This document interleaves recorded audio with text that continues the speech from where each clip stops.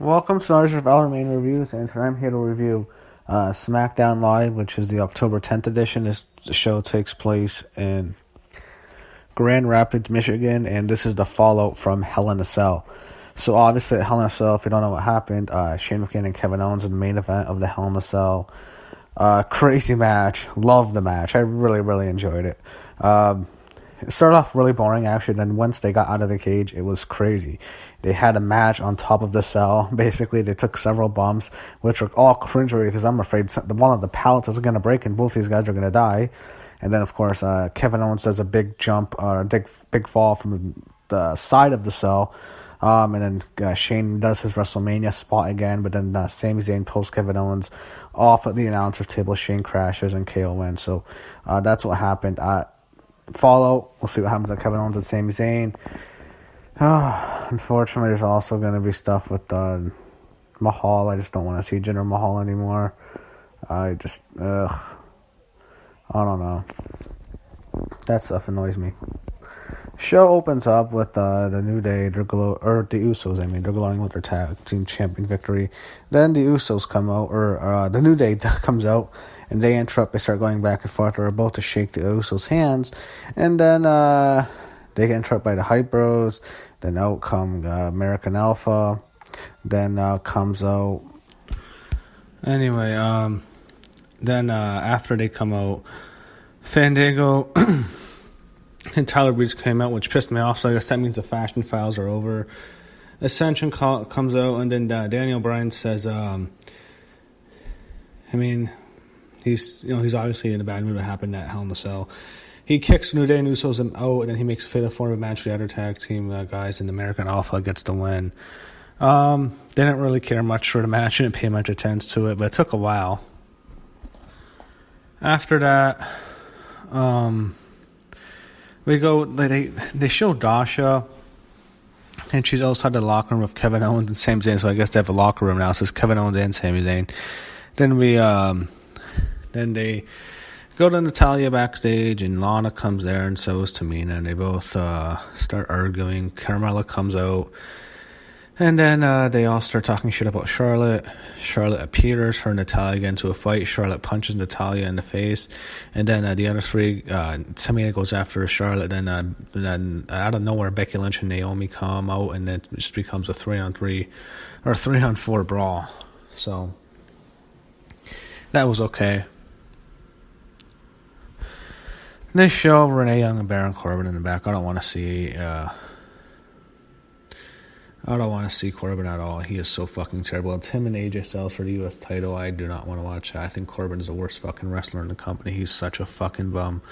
Or no, not as bad as Mahal. I mean, the fact that SmackDown has Jinder Mahal and Baron Corbin as your fucking champions, I can't even watch it.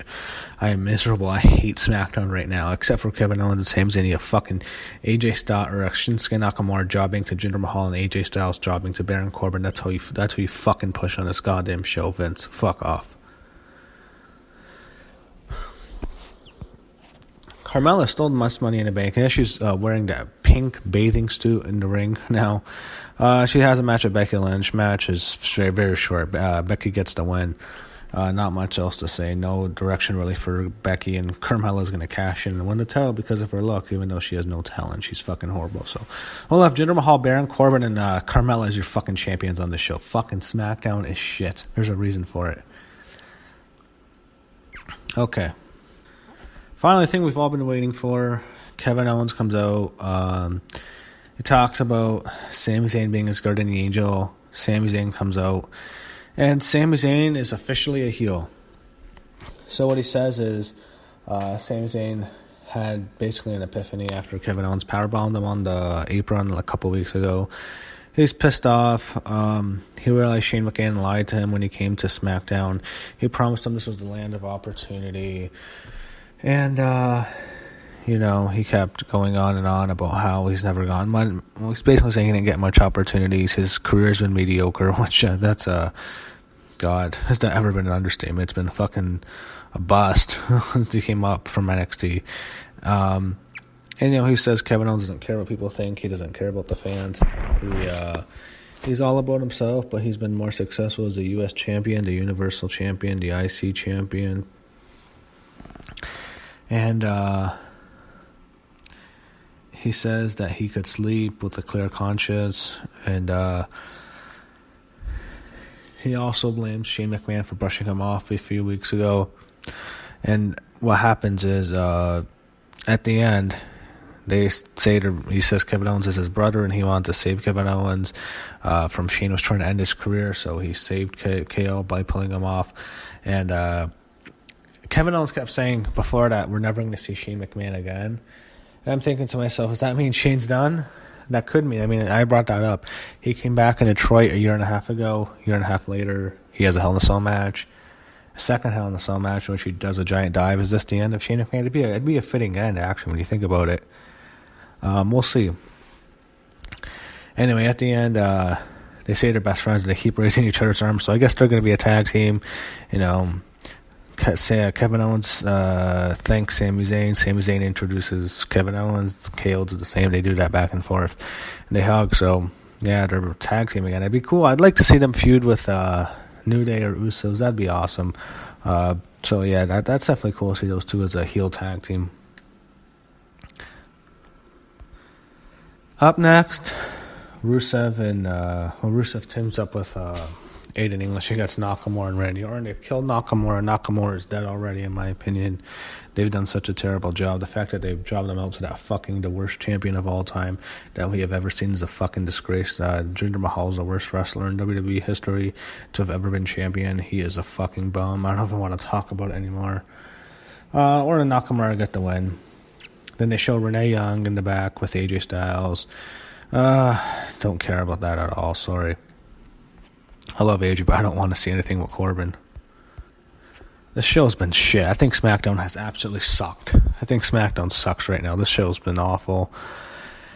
And then we see two men who turned their back. I thought it might have been the Authors of Pain for a second, but it's Harper and Roman, and they're the Bludgeon Brothers now.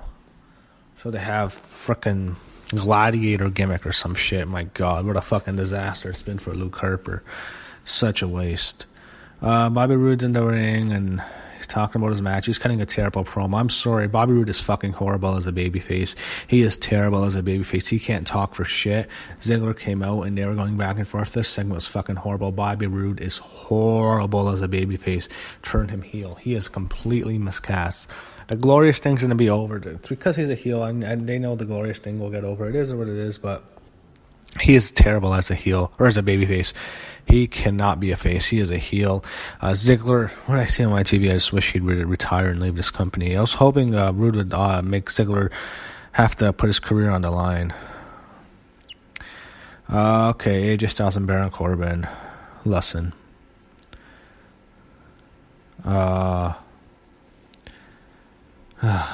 Corbin beats AJ. That's all I'm going to say. Baron Corbin's a fucking bum.